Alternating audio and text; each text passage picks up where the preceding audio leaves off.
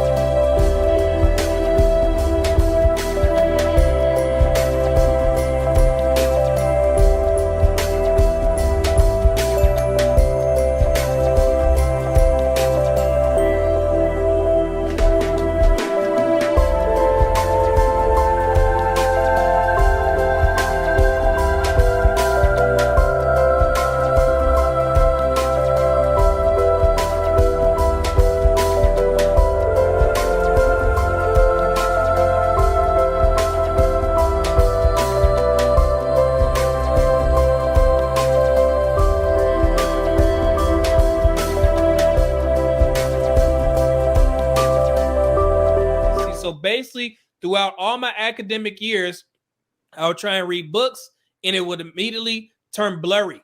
I would start seeing double vision and it made it very tough. I would get headaches and I thought that it was just something normal. So I dealt with it. I had to overcome it. And the way that I overcame it was to write things down. I would speak what I read into my little audio recorder and I would listen to myself reading the book. And I would also get audio books. And that's how I compensated for my eye deformity of convergence insufficiency. I did not know that I had this. All I knew is that I had a hard time reading books. So I used to be a huge advocate for audiobooks.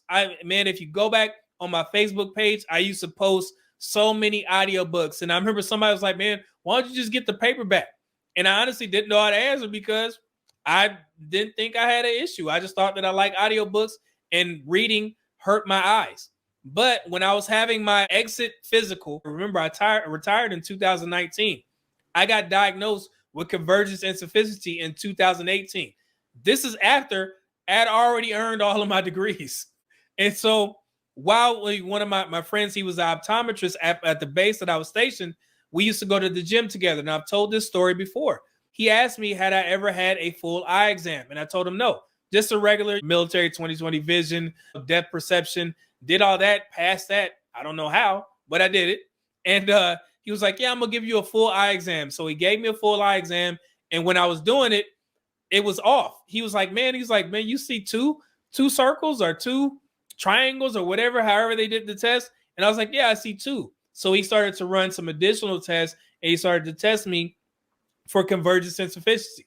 And he was like, yeah, man, he was like, you have this bad. He was like, you probably could have been diagnosed with this when you were a child, like, at 2 years old or something like that. And he's like, honestly, and he sat me down in his office and he said, look, I don't know how you were able to do the things that you did while you were in the military without glasses. I don't understand it. I don't know what you did. And that's when I explained to him that I used to make sure that I would, find a way to get the information that I needed. I would memorize, do all these different types of things because I thought it was normal to have this eye condition where everybody saw, two things when the book was too close. It was like, man, I don't know how you did it, but I mean, we're here now. You have convergence insufficiency, but you made a way. And he was like shaking my hand, like, dog, I've treated people who have convergence insufficiency, and if they didn't have glasses, I don't know how they would have been able to make it through the military. You could chalk it up to God. You could talk about me using some ingenuity and figuring out a way to get the information that I needed. But yes, I had to overcome that while I was in the military. And I used to be very insecure because I didn't think that I knew enough. So that goes back to overcompensating. I would study too much. If I had to give a brief, I would make sure that I memorized everything that I needed to memorize. And then I would also branch out and find out other little nuggets about the topic that I was about to discuss. And I also learned that from one of my mentors. Yes, I do have one female mentor. She was one of my most hated supervisors in the military. And she became my mentor after she told me that I needed to step my game up, because at the time I didn't have any degrees. I was deploying a lot. I was doing great things in the military, but I wasn't taking care of the academic portion. She told me that I was behind. And she also explained to me that, hey, you may know the surface level about your job, but you don't know enough to go in depth to explain this. So I'm going to give you 90 days to get your SHIT together, and I'm going to come back. And if you don't have this stuff together, hey, you got a problem. I hated that woman. I hated her.